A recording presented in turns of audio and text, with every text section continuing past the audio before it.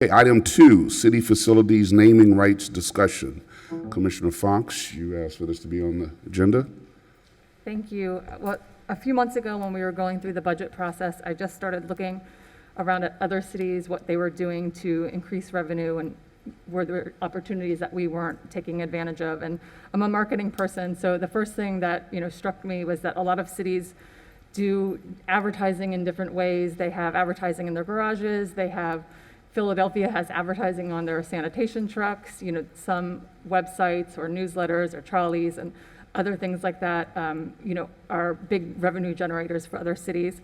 And one of the other opportunities was the city facility rentals or naming opportunities. And we already have a precedent, I think, with the Mandel that, I was never 100% sure how that came to be. So I think it was just something that I have been talking to our city attorney about and, what were the opportunities to move forward if we wanted to name other city facilities, the Lake Pavilion or parks, for example. I don't obviously want to just commercialize our city. I don't want to have the Citibank City of West Palm Beach, but I was just curious if we wanted to look at those opportunities down the road, what would be involved? Madam City Attorney, you want to address that initially and we'll continue the discussion? Sure. We had a conversation. Number one, the first question is, can we do this? And the response was, under the city's home rule powers and authority granted to the city, that it would be within one of the powers that the city could do. The bigger question and the question for the board is, what would it look like if you decided that that's what you wanted to do and set the parameters of what the program would look like, what type of buildings or property would the city want to include, what type of charitable contributions would be required in order to name, what would be the guidelines around the naming, and all of those types of questions would have to be answered by the board. And in putting together a program like that, one of the things the city would want to do would be to do, as the commissioner indicated, look around the state of Florida and around the country. What do other programs look like? What type of things have been considered? And to avoid unintended consequences of naming facilities. I think that Mark had an example of an issue that arose in a naming and the subsequent criminal charges against somebody that a building was named after. So there are just things that you want to think about when you put your program together, but the short of the long is that, yes, it can be done. The long is, how do you want to do it? Well, one question I had is, can the proceeds from any such program, those proceeds go into the general fund, or do they need to be segregated for certain purposes?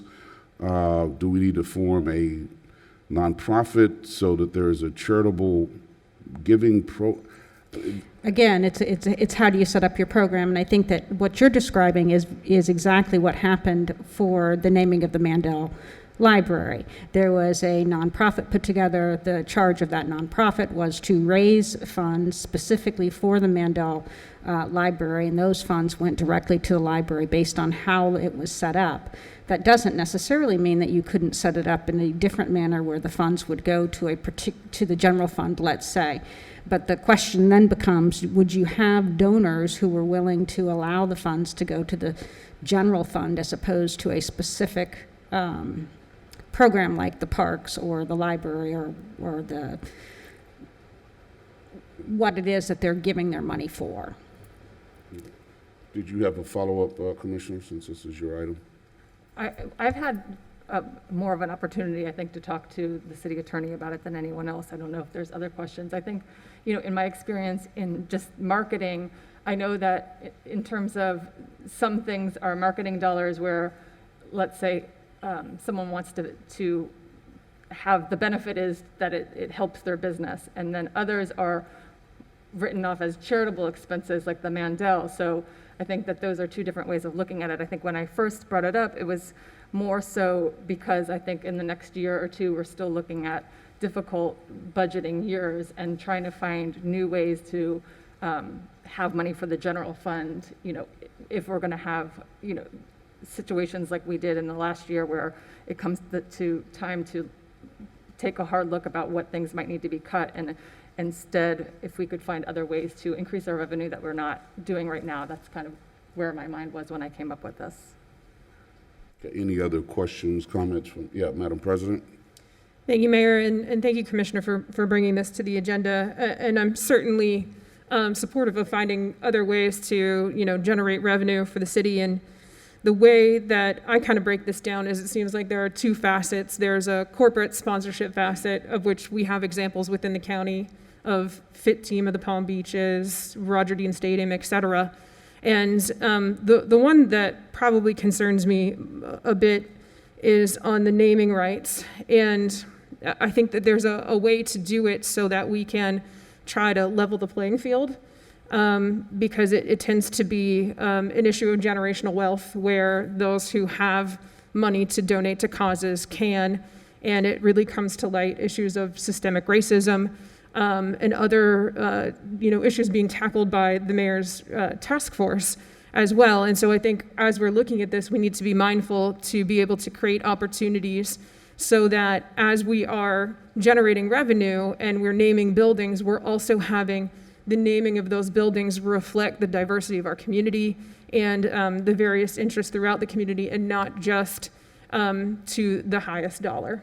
So that would be something that I think we can look at the program and create a mechanism that would potentially help mitigate those circumstances.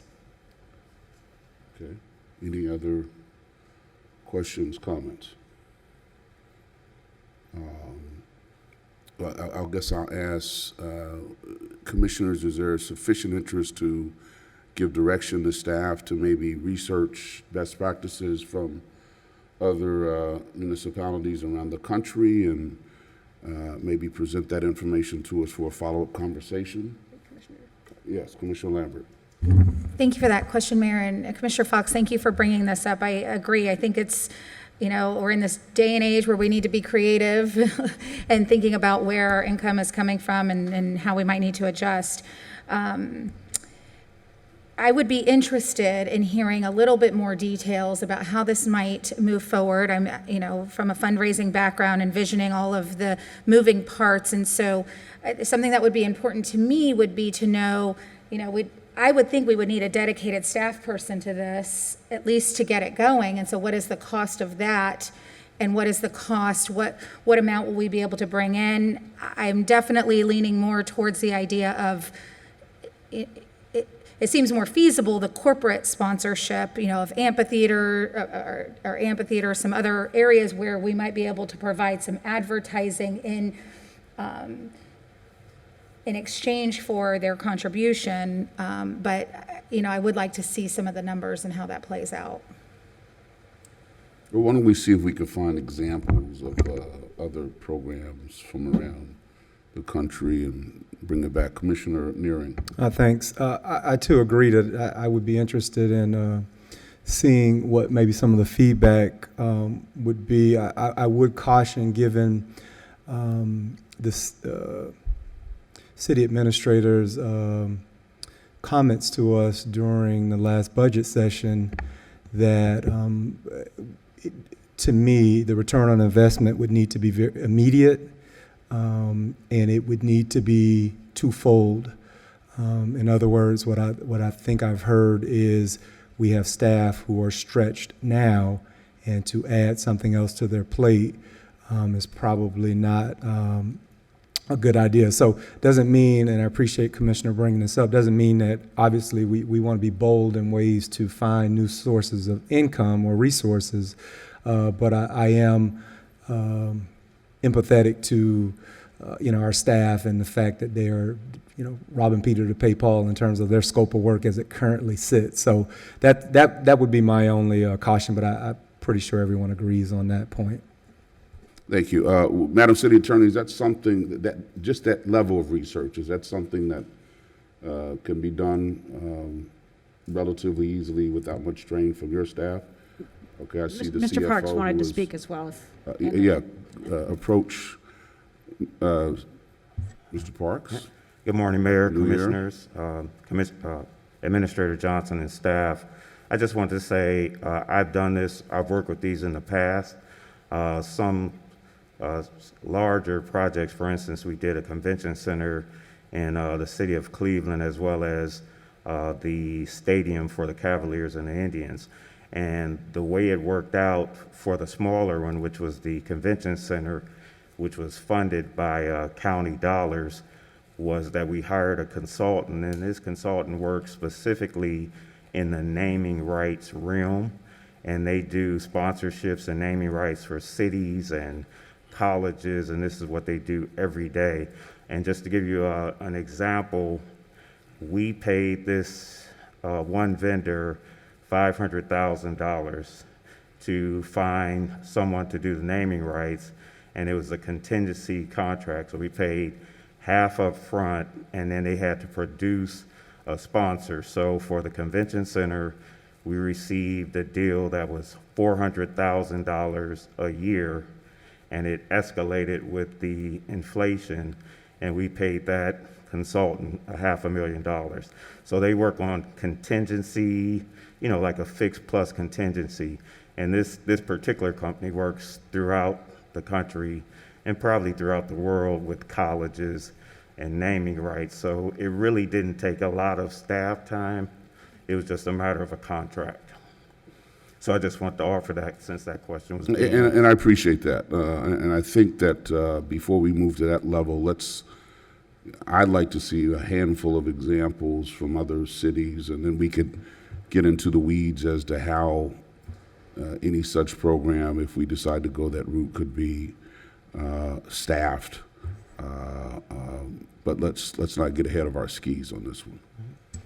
And then to answer your question, Mayor, yes, I think that I could assign somebody from my office to pull some resolutions or ordinances that created such programs and to inquire as to the success of those programs and get some numbers behind them. Yeah, just some high-level stuff. I mean, we don't need to get into the granular details of how they did it, but let's just see what's out there and bring that back to this body, and we'll have further conversations and get further direction. Madam City Administrator, did I see you want to weigh in on this? Yes, Mayor, I think my comments are in line with the comments that you just made, and that is, to proceed, sort of sequentially, to do the research and see what's out there, have that follow-up discussion with the board, see what the appetite is in terms of a program, what scale it is. I think we've heard very good comments from commissioners that need to be taken into consideration if and when we get to the various steps.